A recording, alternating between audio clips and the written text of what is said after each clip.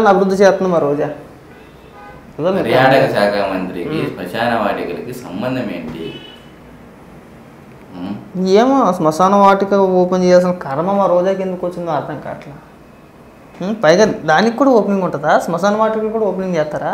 ఇంతవరకు నేనైతే ఎప్పుడు చూడలేదు. నేను వెళ్ళా తెలంగాణలో కానీ ఇక్కడ కానీ అక్కడ వెళ్ళా. శ్మశాన వాటికలకి కొన్ని అభివృద్ధి పనులు చేసినా సరే కింద నార్మల్గా వదిలేస్తారు తప్పితే అలా మంత్రి హోదాలో ఉన్న వ్యక్తులు వచ్చి రిబ్బన్ కట్ చేసి అంగు ఆర్బాటలతో చేస్తారని చెప్పి నేనైతే అనుకోను. అంతేలే ఇంత మధ్య నెల పీకిదే ఉందని ఇక్కడ శ్మశానాలు అభివృద్ధి చేసుకుని శ్మశానాలకు రిబ్బన్ కటింగ్లు చేసేసి వాటిని చెప్పుకుంటున్నాను గొప్పగాను. దరిద్రం అంతే. మనం దాని మీద ఎక్కువ కామెంట్ చేయలేం. ఇంక రోజే దానికి పని చేసి దానికి వాళ్ళు వదిలేయాలి అంతే. ఇగో ఆ శ్మశానం ముందు శివుడి విగ్రహం ఉంది కదా, అక్కడ ఫోజులు బా దండం పెట్టచ్చు నీకు.